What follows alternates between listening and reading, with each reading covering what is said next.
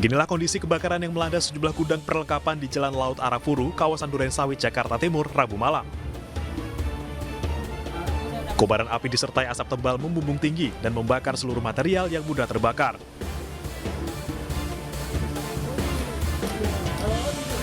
Petugas Sudin Damkar Jakarta Timur yang tiba di lokasi langsung berusaha memadamkan api agar tidak meluas.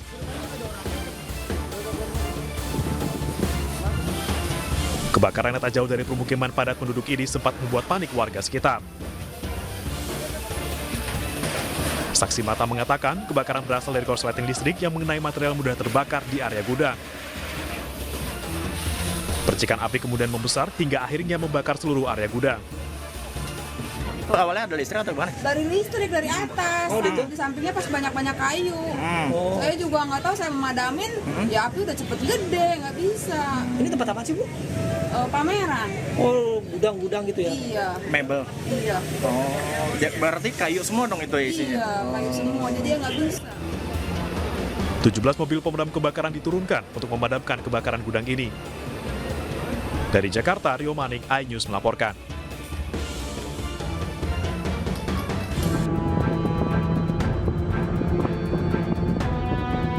Kebakaran kapal tongkang BG Ocean Perkasa 8 yang membawa 7.500 metrik ton batu bara akhirnya berhasil dipadamkan. Kebakaran ribuan metrik ton batu bara itu sudah terjadi selama 4 hari lalu saat berada di perairan Tanjung Selokan, Sumatera Selatan pada Sabtu 31 Agustus 2024. Api baru berhasil dipadamkan setelah berlabuh di perairan Bangka Barat Provinsi Kepulauan Bangka Belitung. Sementara 10 orang ABK kapal dinyatakan selamat dalam peristiwa tersebut. Diduga penyebab kebakaran ribuan metrik ton batu bara akibat cuaca panas dan angin kencang sehingga kapal terbakar dengan sendirinya. Untuk memudahkan evakuasi, ditariklah tongkang tersebut ke pelabuhan mentok dalam hal ini di sekitar Tanjung Ular. Nah, setelah itu baru kita melaksanakan proses pemadaman dari kemarin, dan kemarin sore sebenarnya sudah padam, namun karena angin agak kencang tadi pagi masih menimbulkan api, kita hari ini untuk pendinginan. Jika dalam pendinginan tongkang tidak mengeluarkan api, maka kapal tongkang BG Ocean Perkasa 8 dapat melanjutkan pelayaran kembali. Diketahui ribuan metrik ton batu bara itu dibawa dari Sungai Lilin, Banyuasin, Sumatera Selatan, tujuan Cilegon, Banten untuk kebutuhan PLTU di Suralaya. Dari Bangka Barat, Bangka Belitung, Oma Kisma, iNews melaporkan. Pemirsa, uang senilai 390 juta rupiah raib dicuri dari dalam mobil di Kabupaten Bekasi, Jawa Barat. Diduga pelaku sudah buntuti korban usai mengambil uang dari dalam bank.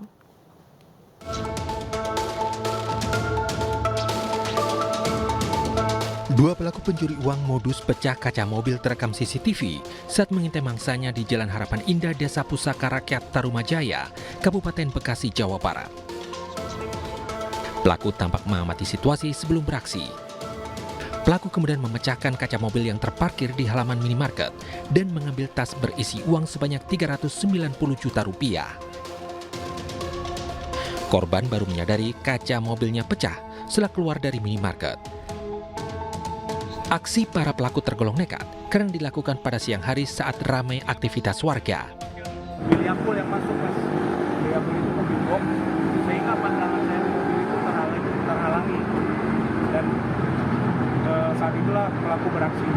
Dan terlihat dari CCTV itu pelaku sudah mengamati saya itu kurang lebih setengah jam. Korban kemudian melaporkan ke polisi dan berharap pelaku bisa segera ditangkap. Dari Kabupaten Bekasi, Jawa Barat, Ahmad Jauhari Lutfi, iNews melaporkan. Pemirsa, kantor urusan agama KUA Payakumbuh Barat, Sumatera Barat dibobol maling. Ratusan buku nikah dan 1 unit laptop raib. Pelaku yang diduga lebih dari 1 orang ini masuk kantor dengan menjebol pintu belakang.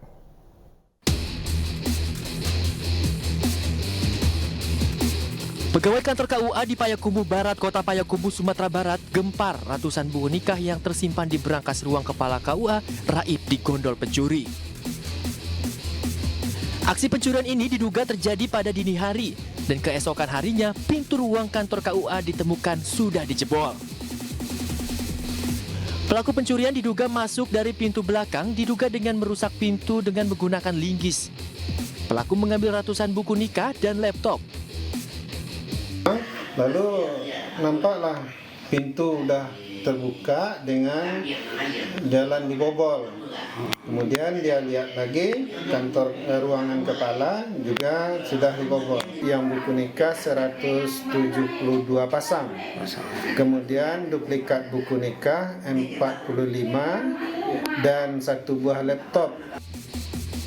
Sementara itu nomor registrasi buku nikah yang hilang, KUA sudah berkoordinasi dengan Kemenap, sehingga buku nikah tersebut tidak bisa digunakan atau tidak berlaku lagi. Hingga kini Polres Payakumbuh, Sumatera Barat masih terus berupaya mengungkap kasus pembobolan kantor KUA yang sudah 2 kali terjadi.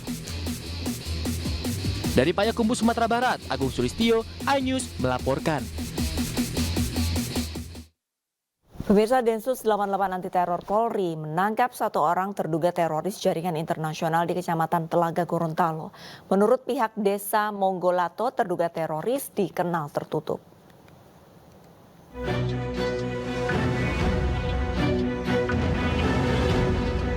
Densus 88 Anti Teror Mabes Polri menangkap 1 orang terduga teroris jaringan internasional berinisial YLK di Desa Monggolato, Kecamatan Telaga, Kabupaten Gorontalo, Provinsi Gorontalo. Terduga teroris ditangkap Rabu 21 Agustus lalu setelah lebih dari 1 tahun berada di Gorontalo. Namun untuk keterlibatan terduga teroris, pihak Polda Gorontalo tidak bisa memberikan keterangan lebih lanjut. Terduga teroris telah dibawa ke Jakarta oleh tim Densus 88 Anti Teror. Untuk keterlibatannya Mas, saya kurang 86, nanti bisa langsung ke Pak Karopen Mas Mabes Polri gitu, kalau untuk keterlibatannya gitu. Mungkin adakah aktivitas dia selama di Gorontalo, mungkin seperti apa dia Pak? Aktifnya juga yang mengetahui secara teknis adalah teman-teman dari Densus 88. Memang kami hanya bersama-sama dengan Densus, bersinergi dengan Densus 88 untuk melakukan tindakan seperti tersebut. Meski merupakan pendatang dan sudah berada di Desa Monggolato sejak sebelum Ramadan tahun ini, terduga teroris bersama istri dan anaknya tidak terdaftar di Desa Monggolato. Bahkan pemilik rumah yang ditinggali terduga teroris tersebut tidak pernah melaporkan jika ada orang lain yang tinggal di rumahnya. Yang bersangkutan adalah pendatang dan tidak tercatat dan tidak terdaftar sebagai penduduk. Kami penduduk Desa Monggolato, dan itu juga yang bersangkutan tidak pernah datang melaporkan dirinya untuk datang dan tinggal di sini. Begitu juga pihak pemilik rumah. Pihak pemilik rumah yang tempat tinggal yang bersangkutan juga tidak berinisiasi, tidak berinisiatif untuk melaporkan bahwa ada orang lain atau pihak lain yang datang dan tidak melaporkan. Sementara itu, menurut pihak Desa Monggolato, terduga teroris dikenal tertutup dan tidak pernah bersosialisasi dengan masyarakat sekitar. Dari Kabupaten Gorontalo, Nur Faizila Hasan, iNews melaporkan. Pemirsa, diduga berkendara dalam kondisi mengantuk, seorang pengendara motor menabrak salon kecantikan di Surabaya, Jawa Timur. Akibatnya pintu kaca salon rusak parah, sementara pemotor terluka di bagian kepala.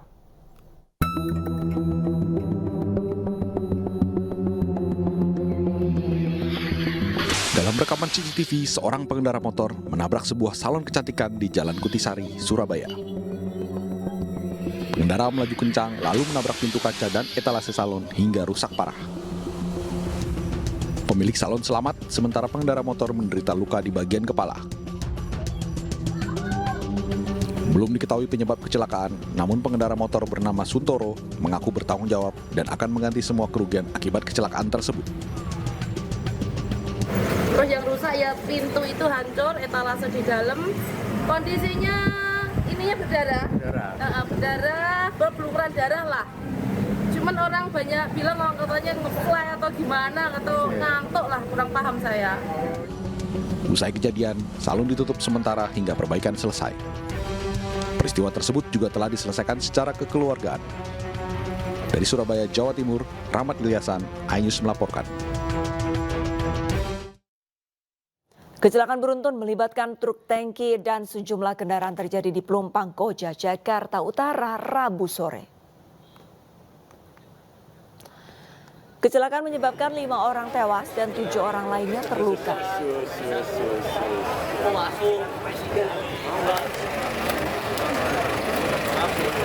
Jenazah 3 korban tewas, salah satunya pelajar SMP berusia 14 tahun, dibawa ke Rumah Sakit Cipto Mangunkusumo, Jakarta Pusat. Sementara 7 korban luka-luka dibawa ke Rumah Sakit Koja, Jakarta Utara.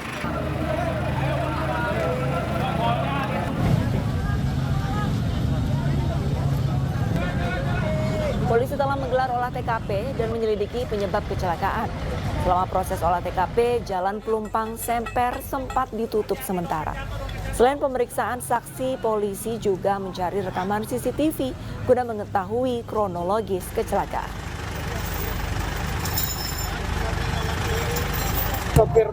Sopir tangki itu lu bro, kobongan nih.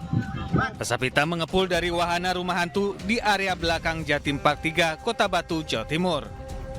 Api pertama kali muncul dari area rumah hantu Jepang. Akibat banyaknya ornamen yang terbuat dari styrofoam membuat api cepat membesar. Tidak ada korban luka maupun jiwa dalam peristiwa ini karena para pengunjung langsung dievakuasi dan area langsung ditutup. Jadi meskipun ada wisatawan, mereka juga langsung bisa bergerak ya cepat. Kita juga ada evakuasi sedikit, tapi tidak yang krusial seperti itu. Dan loket kita tutup saat terjadi kebakaran untuk menghindari pengunjung masuk ke tempat wisatawan, ke tempat kita. Hingga kini petugas masih mencari penyebab pasti kebakaran, sementara kerugian diperkirakan mencapai ratusan juta rupiah. Dari Batu, Jawa Timur, Denny Irwansyah, iNews melaporkan. terjadi kebakaran di Kampung Rawasapi. Sebuah bangunan lapak pembuatan palet kayu dan kusen di Jalan Cipete Raya, Kelurahan Jatimulya, Tambun Selatan, Kabupaten Bekasi, ludes terbakar. Diduga api berasal dari arus pendek listrik pada jaringan instalasi listrik. Banyaknya material yang mudah terbakar membuat api dengan cepat membesar dan menghanguskan seluruh bagian bangunan lapak semi permanen. Diketahui api mulai membesar dari area belakang bangunan. Cuaca panas dan angin kencang membuat api dengan cepat membesar. Api juga menyambar ke sejumlah bangunan kios dan kontrakan yang berada di dekat lokasi lapak tersebut.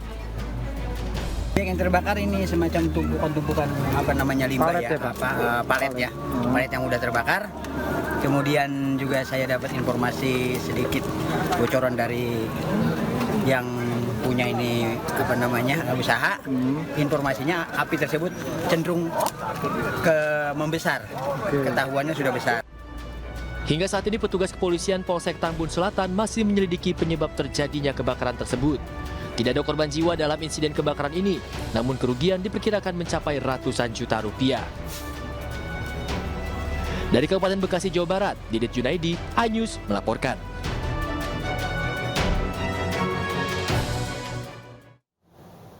Pemirsa, kematian Dr. Aulia Risma Lestari, mahasiswi PPDS Anestesi Kedokteran Undip yang ditemukan tewas diduga bunuh diri di kamar indekosnya berbuntut panjang. Kini Ibunda Dr. Aulia Risma Lestari bersama kuasa hukum dan Inspektorat Jenderal Kementerian Kesehatan melakukan laporan ke Polda Jawa Tengah.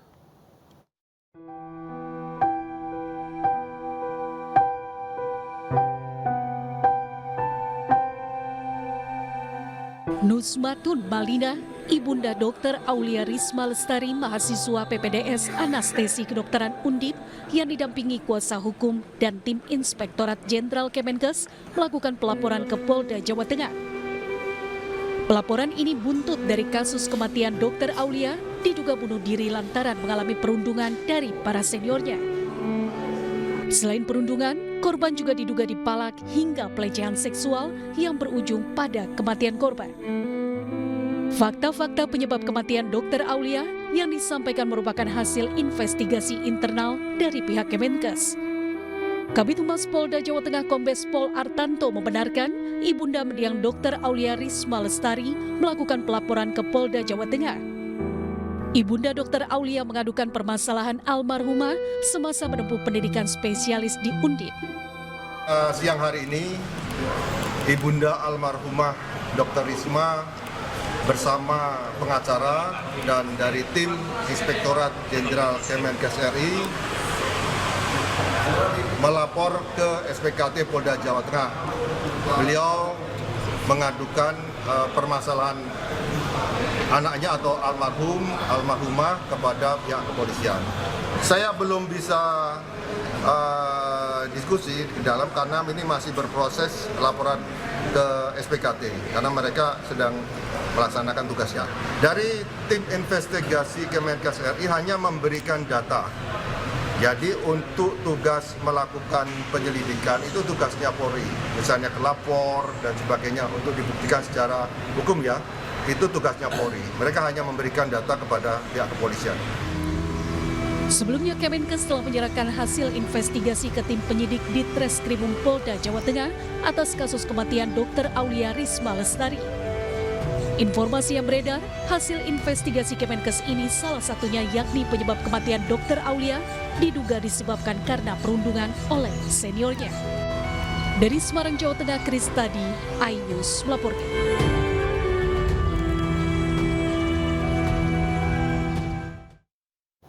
Pemirsa, 6 terpidana kasus pembunuhan Vina dan Eki menjalani sidang peninjauan kembali di Pengadilan Negeri Cirebon kemarin.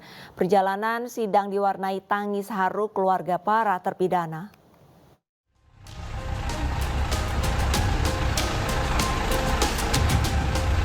Suasana haru dan isak tangis pecah saat 6 terpidana kasus pembunuhan Vina Eki tiba di Pengadilan Negeri Kota Cirebon Rabu pagi. Ke-6 terpidana ini kemudian dibawa masuk ruang tahanan Pengadilan Negeri Kota Cirebon untuk menjalani sidang perdana peninjauan kembali. Melalui sidang PK, para keluarga terpidana berharap agar mereka bisa bebas setelah menjalani hukuman 8 tahun. Keluarga juga berharap dapat memulihkan nama baik para terpidana lantaran mereka tidak bersalah dalam kasus pembunuhan Vina dan Eki. Kuat, mudah-mudahan ini jalan yang terbaik. Semangat ya. Ibu terakhir ketemu Rivaldi kan? Saya terakhir ketemu Rivaldi itu habis lebaran. Sementara itu sidang peninjauan kembali 6 terpidana kasus Vina di Pengadilan Negeri Cirebon sempat diwarnai protes karena majelis hakim meminta agar sidang PK dijalankan secara tertutup. Sementara tim kuasa hukum terpidana meminta agar sidang PK dijalankan secara terbuka. Namun majelis hakim beralasan bahwa kasus Vina mengandung unsur asusila dan berbeda dengan kasus Saka Tatal. Akibatnya hakim menskors jalannya sidang selama 15 menit. Dari penasihat hukum tadi sudah secara tegas disampaikan oleh Profesor Dr. Otto Hasibuan, kami sepakat kalau tetap habis 15 menit skor ini nyatakan masih tertutup, maka kami tidak akan melanjutkan sidang ini. Alasannya apa, Pak? Alasannya memang di putusannya 340 dan di tingkat pertama bahwa pengadilan ini juga terbuka untuk umum. Gitu. Alasan hakim sendiri tadi tertutup. Ya, mereka bilang ini asusila, padahal ini kan di dalam dakwaan di putusannya tidak ada asusila, itu 340. Setelah diskors, majelis hakim kemudian melanjutkan persidangan secara terbuka dengan catatan perkara yang berkaitan dengan asusila tetap dijalankan secara tertutup. Dari Cirebon, Jawa Barat, tim liputan iNews melaporkan.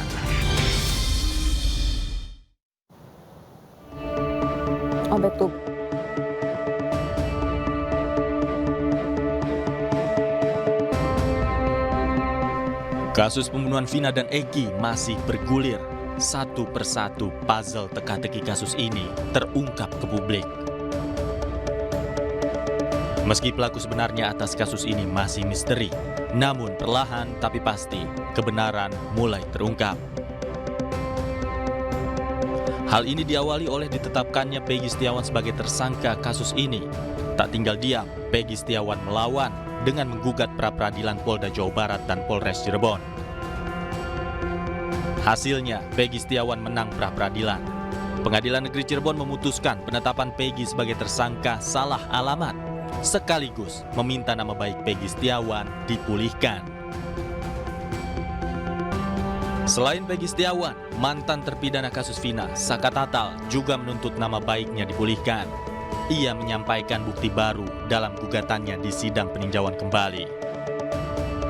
Bahkan, Saka Tatal juga melakukan sumpah pocong secara terbuka untuk membuktikan keyakinannya selama ini bahwa ia tidak terlibat sedikit pun dalam pembunuhan Vina dan Eki.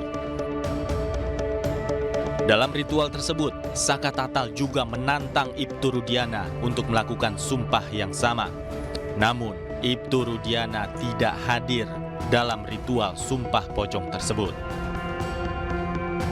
Sementara hari ini 6 terpidana kasus Vina menjalani sidang peninjauan kembali di Pengadilan Negeri Cirebon. Mereka menempuh upaya ini karena merasa diperlakukan tidak adil dan dituduh membunuh Vina dan Eki. Rangkaian fakta yang terungkap membuat publik semakin yakin ada kejanggalan dalam kasus pembunuhan Vina dan Eki. Tim Liputan iNews melaporkan. Pemirsa, aksi demonstrasi puluhan mahasiswa mewarnai pelantikan anggota DPRD Kota Cilegon, Banten. Aksi diwarnai kericuhan setelah mahasiswa yang berupaya masuk ke gedung dewan dihalangi oleh petugas.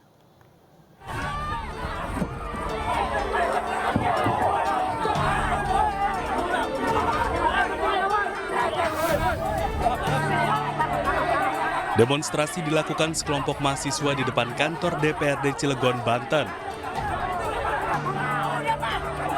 Mahasiswa dan aparat kepolisian terlibat saling dorong dan demonstran memaksa masuk ke kantor DPRD Cilegon. Para demonstran ingin masuk ke gedung DPRD untuk berdialog dengan anggota DPRD yang baru dilantik, dicegah oleh aparat kepolisian yang berjaga. Mahasiswa yang kesal akhirnya membakar ban bekas serta melempar polisi dengan botol air mineral. Sejumlah utusan dewan terpilih yang menemui demonstran pun ditolak. Para demonstran menuntut ke-40 dewan terpilih menemui para demonstran untuk berdialog serta menandatangani fakta integritas sebagai bentuk komitmen terhadap masyarakat. Para demonstran pun mengancam akan terus melakukan aksi demonstrasi hingga tuntutan mereka dipenuhi. Dari Cilegon, Banten, Iskandar Nasution, iNews melaporkan. Pemirsa, mobil milik bakal calon Bupati Kabupaten Pasuruan, Jawa Timur dilempari batu oleh orang yang tidak dikenal. Akibat peristiwa ini, kaca depan mobil pecah hingga nyaris berlubang.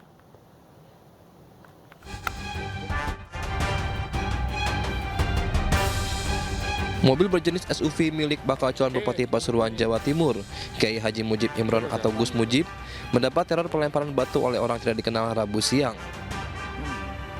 Akibatnya, bodi dan kaca mobil depan mengalami kerusakan cukup parah hingga nyaris berlubang. Peristiwa ini terjadi saat Gus Mujib tengah melintasi Jalan Raya Warung Dowo, Wonorejo, tepatnya di Desa Kurung, Kecamatan Kejayan. Tiba-tiba, dua motor dari arah berlawanan melempari mobil yang ditumpangi Gus Mujib. Kita nyantai terus habis ada mobil mau masuk kita nyalep, sudah di depan, sudah posisi aman, kita maju sekitar 20 meter dari nyalep ada mobil masuk itu sebelah barat, itu ada yang lempar, ada dua sepeda motor pakai jaket, pakai helm teropong, tidak goncengan, tapi yang belakang yang lempar. Usai kejadian, tim Inafis Polres Pasuruan melakukan olah TKP dan meminta keterangan saksi di lokasi kejadian. Dari hasil olah TKP, polisi menemukan batu berukuran besar yang diduga kuat digunakan pelaku. Sementara itu, polisi juga masih mendalami motif pelaku melakukan pelemparan ini. Dari Pasuruan, Jawa Timur, Jaka Samudra, iNews melaporkan. Polisi menangkap dan menetapkan tersangka terhadap mantan Bupati Batubara Zahir dalam kasus suap seleksi pegawai pemerintah dengan perjanjian kerja. Meskipun berstatus tersangka, KPU Sumut menyebut proses pencalonan Zahir sebagai bacabub tetap berjalan sampai ada putusan hakim yang berkekuatan tetap.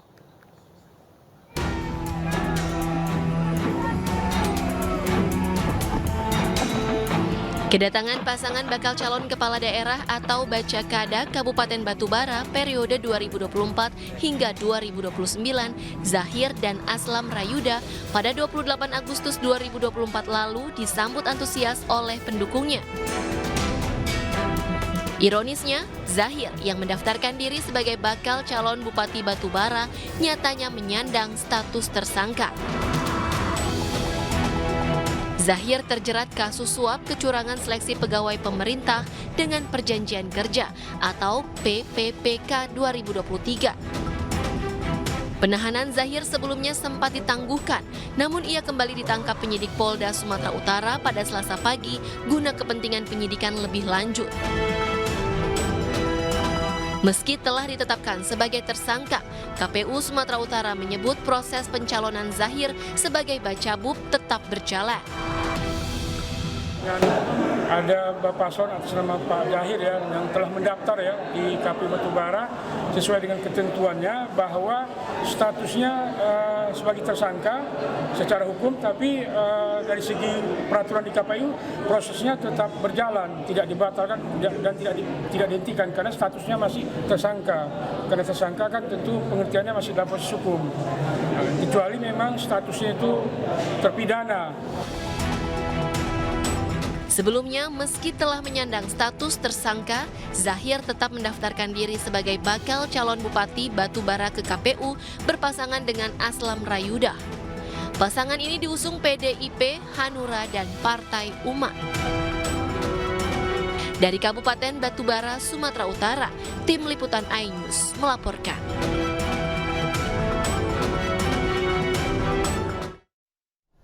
Kelompok aktivis 98 melaporkan Ketua Umum Partai Solidaritas Indonesia PSI Kaisang Pangarep ke Mapolda Metro Jaya terkait orang hilang.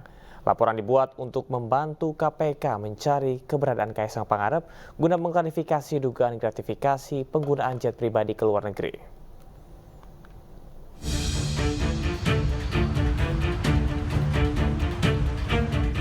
Kelompok aktivis 98 tiba di Mapolda Metro Jaya pada Rabu siang. Kedatangan mereka ke Mapolda Metro Jaya untuk membuat laporan orang hilang terhadap Ketua Umum Partai Solidaritas Indonesia Kaisang Pangarep. Laporan orang hilang dibuat untuk membantu pihak KPK mencari keberadaan Kaisang Pangarep guna mengklarifikasi dugaan gratifikasi penggunaan fasilitas jet pribadi saat keluar negeri. Aktivis 98 berharap pihak kepolisian dapat segera melacak keberadaan Kaisang agar kasus dugaan gratifikasi dapat diluruskan. Kami aktivis 98 melaporkan ke Polda Metro Jaya terkait kasus orang hilang. Kita ngelihatnya, dan kebetulan orang itu Kaisang Pangarep yang merupakan Ketua Umum PSI. Kita datang ke sini juga untuk membantu KPK yang sedang kesulitan ya dalam mencari keberadaan Kaisang dan untuk mengirimkan surat. Oleh karena itu kami memberikan dorongan lembut pada lembaga negara untuk saling berkoordinasi agar satu anak bangsa yang merupakan aset penting, aset bangsa ini dapat ditemukan dan bisa memberikan keterangan pada kita semua mengenai apa yang tengah terjadi beberapa waktu belakangan terkait pesawat dan lain-lainnya. Kasus dugaan gratifikasi yang menyeret nama Ketua Umum PSI Kaisang Pangarep bermula saat Kaisang melakukan perjalanan ke luar negeri menggunakan pesawat pribadi. Diduga, pesawat pribadi merupakan pinjaman dari seorang pengusaha dan disinyalir mengandung unsur gratifikasi. Dari Jakarta Selatan, Dan Helmi Sajangbati, iNews melaporkan.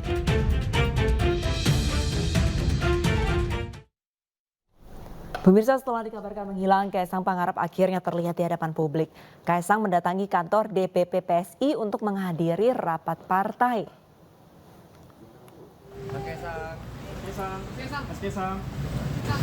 Ketua Umum Partai Solidaritas Indonesia Kaisang Pangarep kembali terlihat ke publik setelah sebelumnya tidak ada kabar saat dirinya tersandung dugaan gratifikasi penggunaan pesawat jet pribadi.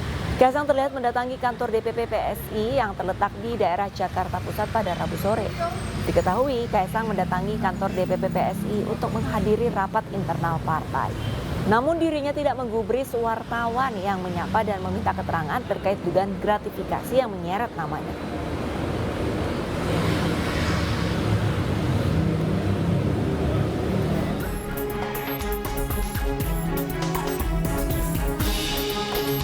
Selain menghadiri rapat internal PSI, Kaisang berada di DPP Partai Solidaritas Indonesia untuk bertemu dengan sejumlah pihak, salah satunya calon wali kota Tangerang Valdo Maldini.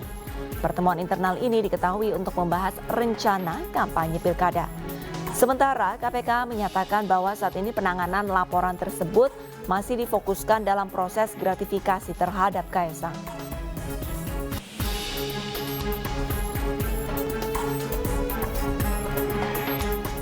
Selanjutnya, terkait isu gratifikasi itu sudah difokuskan di penelaahan pada Direktorat PLPM. Jadi sudah tidak lagi di Direktorat Gratifikasi.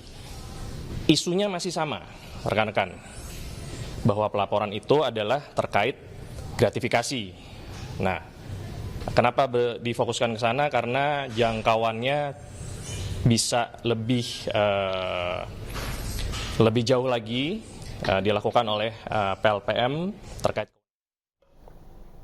Sebuah foto bakal calon gubernur Sumatera Utara Bobi Nasution yang diduga menggunakan jet pribadi viral di media sosial. Bobi pun menanggapi hal tersebut dan siap diperiksa tentang asal-usul pesawat jet tersebut dan sumber dananya.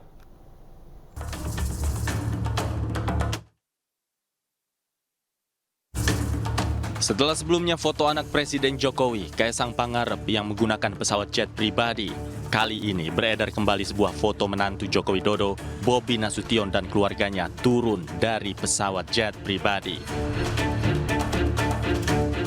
Dari foto yang beredar, terlihat bakal calon gubernur Sumatera Utara itu seperti turun dari jet pribadi bersama keluarganya.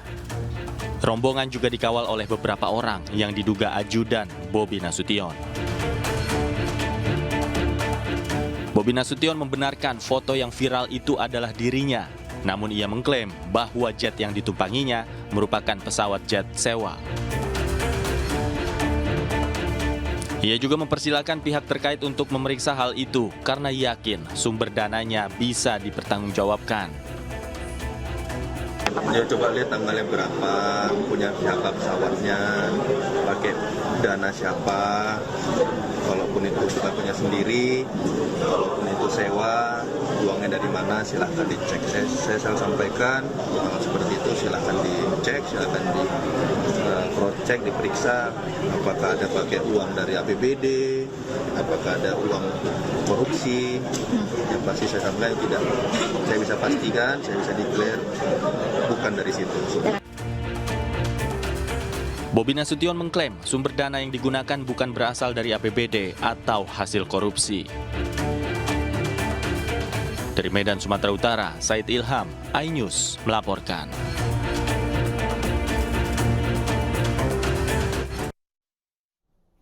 Bakal calon gubernur Jakarta Ridwan Kamil atau RK juga bertemu mantan gubernur Jakarta Fauzi Bowo atau Foke di Komplek Museum Betawi, Situ Babakan, Jakarta Selatan. Dalam pertemuan tersebut, Foke memberikan sejumlah wejangan agar selalu amanah mencintai warganya bila terpilih menjadi pemimpin Jakarta. Wejangannya satu, tentu harus amanah ya jadi pemimpin. Kedua, harus mencintai masyarakat dengan segala permasalahannya, karena tugas pemimpin kan membantu dan menyelesaikan masalah-masalahnya. Tapi juga harus visioner. Ngatasin banjir utara tadi kita bahas ya beberapa hal. Setengahnya adalah tentang infrastruktur yang kebetulan saya ada pengetahuan. Setengahnya saya belum paham, yaitu tentang budaya, tentang hal-hal yang sifatnya sosiologis. Sebelumnya pasangan Pramono Anung dan Rano Karno juga bertemu dengan mantan Gubernur Jakarta Fauzi Bowo atau Foke. Dalam pertemuan tersebut, Foke mengajak keduanya berkeliling Museum MH Tamrin di Jakarta Pusat untuk lebih mengenal Jakarta.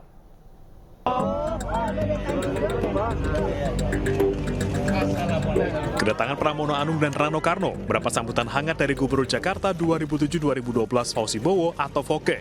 Ketiganya memilih bertemu di Museum MH Tamrin, Jakarta Pusat. Pramono dan Rano kemudian diajak berkeliling museum untuk berkenalan lebih jauh dengan kota Jakarta. Mereka juga menyerap sejumlah aspirasi dari sudut pandang mantan Gubernur Jakarta.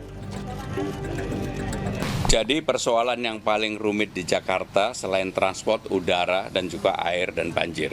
Tapi transport ini menjadi persoalan yang cukup serius. Bang Yos, Bang Foke sudah meletakkan dasar dengan Transjakarta, kemudian dimulailah ada LRT, MRT dan sebagainya. Ini sebenarnya pembahasannya bukan sekarang, ini sudah ada sebelumnya, tapi dieksekusi pada eranya Pak Jokowi. Sehingga dengan demikian, apa yang sudah baik kita teruskan. Saya berterima kasih, bersyukur saya bisa mendapat kesempatan bersilaturahmi dengan orang-orang yang akan memimpin kota ini ke depan, dan saya punya kewajiban untuk memberikan informasi sebanyak mungkin apa yang saya ketahui kepada beliau-beliau, supaya beliau-beliau itu bekalnya cukup banyak gitu. Ya. Yang jelas harus lebih baik daripada sebelumnya. Pramono dan Rano Karno menyebut saran dari mantan Gubernur Jakarta diperlukan untuk menyelaraskan visi dan misi mereka dengan arah pembangunan Jakarta yang sudah tertuang dalam rencana pembangunan jangka panjang daerah Jakarta tahun 2025-2045. Tim Liputan iNews melaporkan. Pemirsa, Partai Perindo kembali mengantarkan kadernya menjadi anggota legislatif di tingkat daerah. 3 kader terbaik Partai Perindo di Kabupaten Kepulauan Siau Tagulandang Biaro atau Sitaro dilantik menjadi anggota DPRD dan siap memperjuangkan aspirasi masyarakat.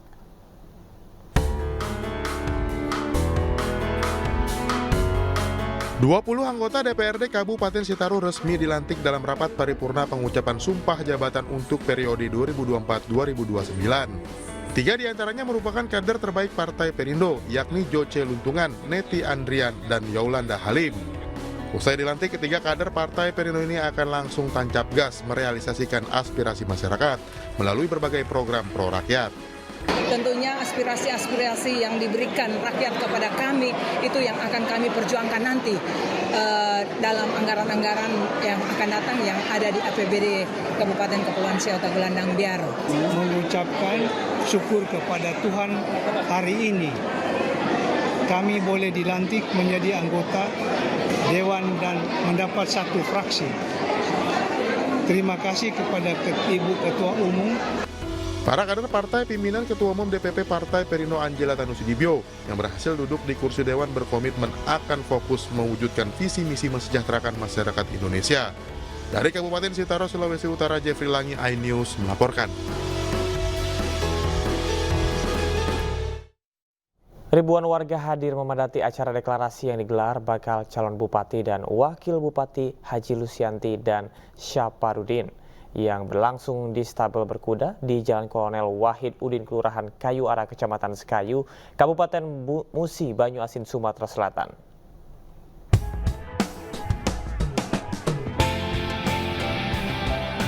Ribuan warga berdesakan menyapa calon bupati dan calon wakil bupati Lusianti Syafarudin yang akan memasuki lokasi acara deklarasi di Stable Berkuda di Jalan Kolonel Wahid Udin, Kelurahan Kayu Ara, Kecamatan Sekayu, Kabupaten Musi, Banyuasin, Sumatera Selatan.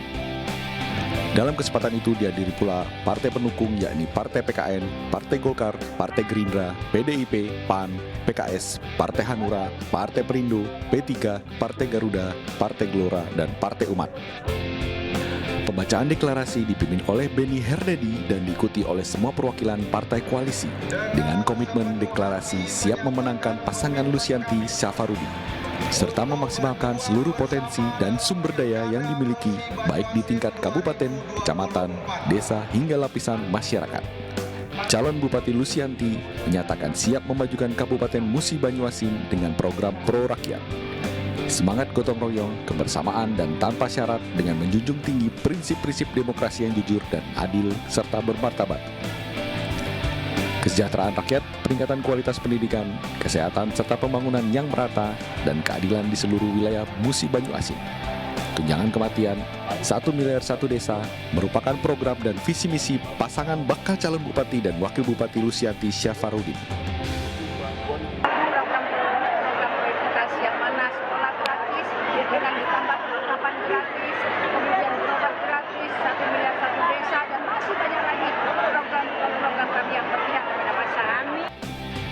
Tidak lupa Lusianti menyampaikan ucapan terima kasih kepada warga Kabupaten Musi Banyuasin, pimpinan parpol, relawan, dan simpatisan yang sudah hadir di acara deklarasi. Dari Musi Banyuasin, Sumatera Selatan, Edi Lestari, iNews melaporkan.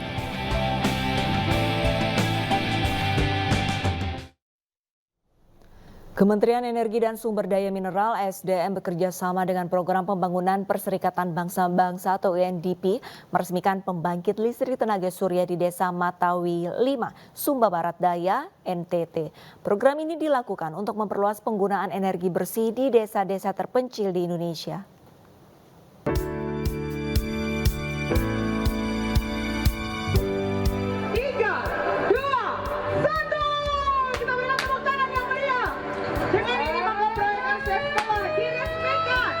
Kementerian Energi dan Sumber Daya Mineral (ESDM) bekerja sama dengan Program Pembangunan Perserikatan Bangsa-Bangsa atau UNDP melalui proyek Accelerating Clean Energy Access to Reduce Inequality atau ACCESS. Program ini bertujuan memperluas energi bersih dan pertumbuhan ekonomi berkelanjutan di desa-desa terpencil di 4 provinsi di Indonesia, yakni NTT, Sulawesi Barat, Sulawesi Tenggara, dan Kalimantan Tengah. Dengan dukungan dari Korea International Cooperation Agency, proyek ini telah berhasil membangun pembangkit listrik tenaga surya off-grid di Desa Matawi 5, Sumba Barat Daya dengan memberdayakan operator lokal serta memperkuat lembaga lokal.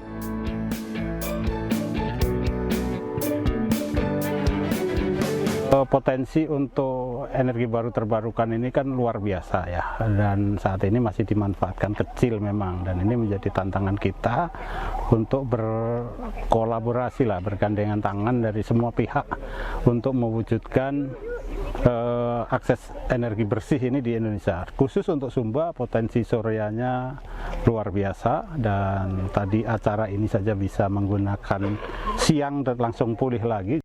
These solar power plants is about more than just lighting homes. It's about empowering communities, driving economic growth, by delivering clean, renewable energy to over 3,000 households in 22 remote villages across 4 provinces. That's East Nusa Tenggara, Southeast Sulawesi, West Sulawesi, Central Kalimantan. Secara rasio tahun 2023, pelayanan listrik PLN telah menjangkau 98,3% penduduk Indonesia. Tim redaksi iNews melaporkan. Pemirsa, rencananya hari ini Paus Fransiskus akan berdialog dengan tokoh antar agama, dan untuk mengetahui informasi terkini sudah ada rekan kami Salam Rahmat di depan Masjid Istiqlal Jakarta. Selamat pagi, Salam. Bagaimana persiapan untuk menyambut dan bagaimana persiapan dialog nanti antara Paus Fransiskus dengan sejumlah tokoh agama pada hari ini?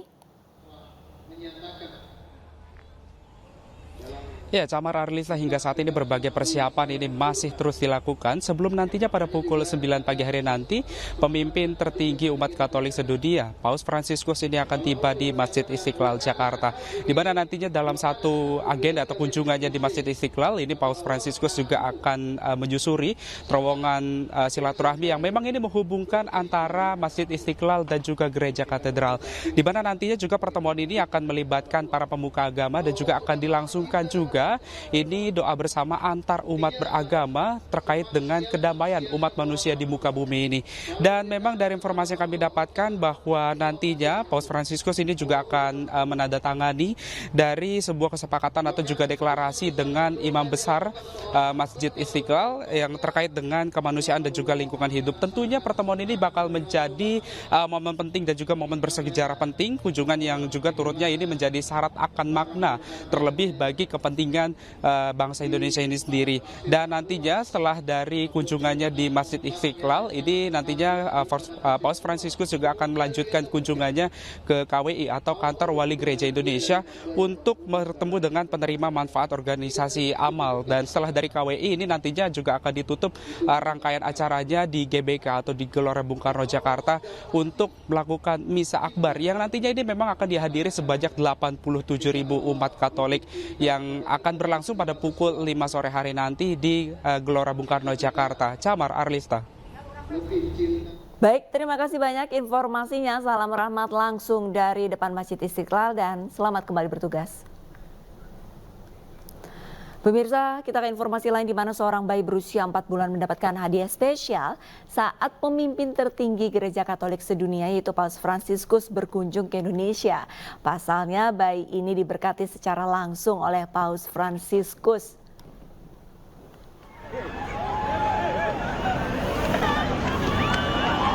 Momen humanis ini terekam kamera saat seorang ayah yang menggendong bayi perempuannya menerobos barikade polisi dan pas pampres untuk bisa mendekati Paus Fransiskus.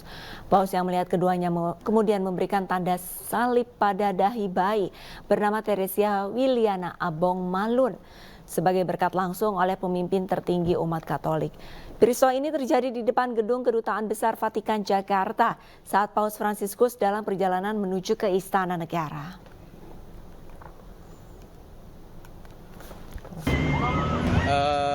Nama saya Willy, anak saya namanya Wilan, asalnya dari NTT, cuman kerjanya di sini. Intinya kan tadi untuk bisa ketemu pausnya kan kita dihalang-halangin, cuman karena effort, terus kita tadi dibantuin juga untuk bisa maju ke depan. Sempat dihalangin sama pengawalnya, cuman puji Tuhan kita bisa dapat berkat dari Bapak Pausnya langsung. Anak saya udah diberkati langsung tadi dari Bapak Paus. Presiden Joko Widodo tertangkap kamera menggunakan mobil yang sama seperti yang digunakan Paus Fransiskus dalam kunjungan apostoliknya di Indonesia. Dari foto yang beredar di media sosial, Jokowi menggunakan mobil Innova Zenix dengan plat RI1. Mobil ini juga dikawal 4 moge dan mobil pas pampres di bagian belakang. Menurut Komandan Pasukan Pengamanan Pas Pampres, Mayor Jenderal TNI Akhirudin, Presiden menggunakan kendaraan yang sama dengan Paus Fransiskus pada hari Rabu dan Kamis ini.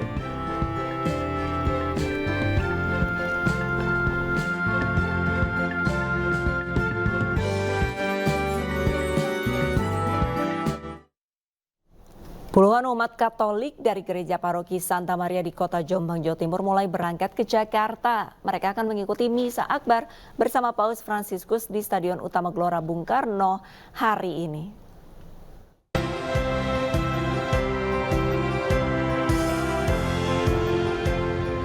Puluhan umat Katolik dari Gereja Paroki Santa Maria di Kota Jombang, Jawa Timur mulai berangkat ke Jakarta. Setelah melakukan upacara kecil dan doa bersama di aula gereja, kemudian mereka langsung naik bus yang akan mengantarnya ke Jakarta untuk mengikuti Misa Akbar bersama Paus Fransiskus besok.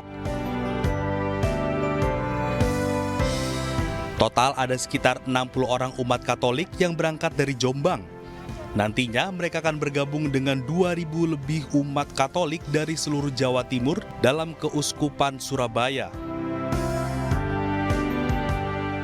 Kami dari Paroki Santa Maria Jombang akan berangkat menuju ke Jakarta untuk mengikuti Misa Akbar bersama Bapak Suci Paus Fransiskus pada tanggal 5 September 2024 di Gelora Bung Karno. Berapa banyak ini rombongan yang berangkat dari Jombang? Rombongan yang berangkat dari Jombang adalah 68 orang, dengan 30 orang berangkat secara mandiri dan 38 orang berangkat bersama rombongan bis. Dengan mengikuti Misa Akbar bersama Paus Fransiskus, umat Katolik merasa senang karena menjadi pengalaman yang luar biasa karena bisa merasakan misa dengan pemimpin Katolik nomor 1 di dunia. Dari Jombang, Jawa Timur, Mukhtar Bagus, iNews melaporkan.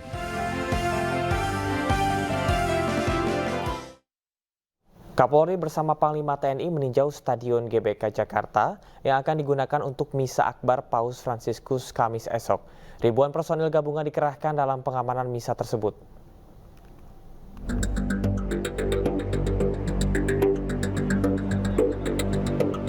Kapolri Jenderal Listio Sigit Prabowo bersama Panglima TNI Jenderal Agus Subianto menyambangi Stadion Gelora Bung Karno Jakarta pada Rabu siang.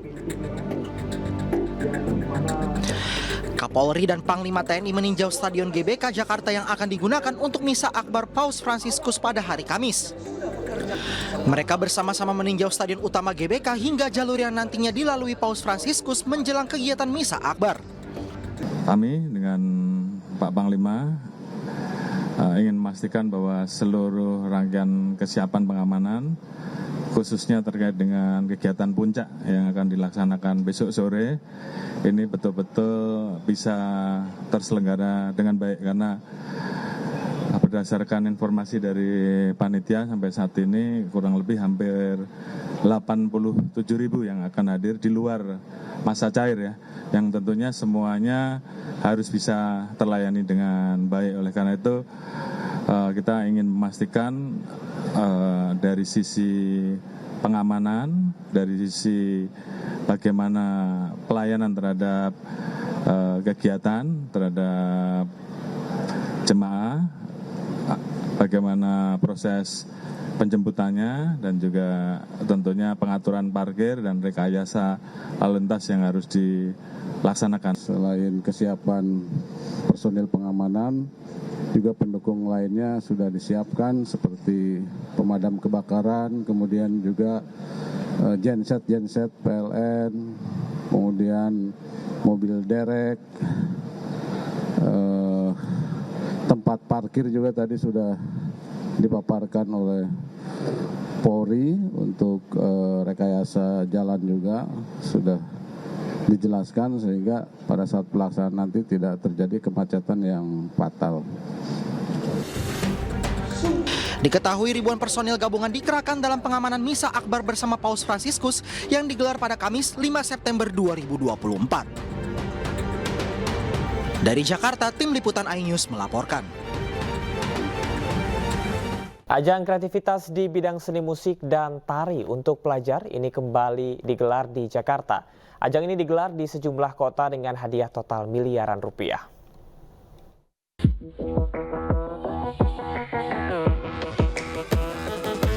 Setelah sempat vakum selama 3 tahun akibat adanya pandemi COVID-19, ajang pencarian bakat yang menginspirasi generasi muda Indonesia Pucuk Cool Jam kembali digelar tahun ini dengan mengusung tema Bawa Mimpimu Sampai ke Pucuk. Pucuk Cool Jam 2024 ke-6 digelar bersama para pemenang Pucuk Cool Jam periode sebelumnya, serta Dewan Juri Vidi Aldiano dan Isyana Saraswati.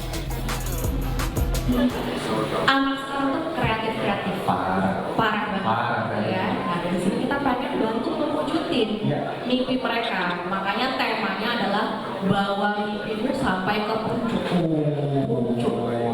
Benar. Dan ini juga Teh Pucuk Harum mengajak pelajar tingkat SMA dan SMK sederajat seluruh Indonesia untuk berani bermimpi besar, mengekspresikan diri. Tahun ini Pucuk Cool Jam menghadirkan total hadiah miliaran rupiah serta kesempatan bagi pemenang mendapatkan mentoring oleh para profesional tingkat internasional.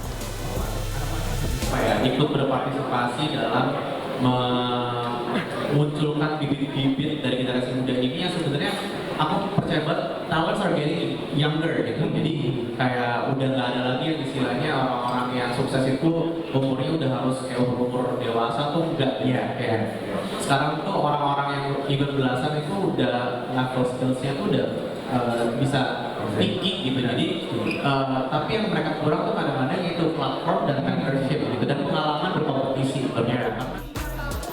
Pucuk Cool Jam tahun ini memperluas jangkauannya dengan mengunjungi 10 kota besar di Indonesia dengan kurang lebih 2.000 peserta dari 1.000 sekolah.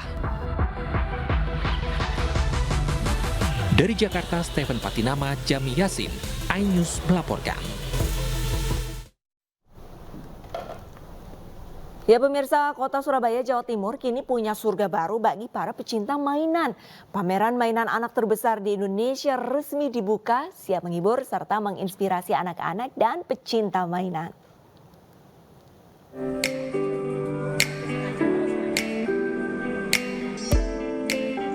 Berdasarkan data BPS tahun 2023 ada 4,62 juta kelahiran di Indonesia. Hal ini menjadi peluang bagi UMKM industri mainan anak di Indonesia untuk mengembangkan produknya. Untuk itu, Kementerian Perdagangan menggelar pameran mainan terbesar di Indonesia atau Indonesia Toys Paradise di Surabaya. Event ini memberikan peluang bagi UMKM yang memproduksi mainan anak di Indonesia untuk bersaing dengan mainan impor. Itu memang untuk khusus anak usia 8 tahun ke bawah, sama alat deteksi dini tumbuh kembang. Kalau bentuknya banyak ya, cuman kalau pengelompokannya mungkin bisa puzzle, balok, mainan-mainan konstruksi yang dibongkar pasang seperti rumah adat.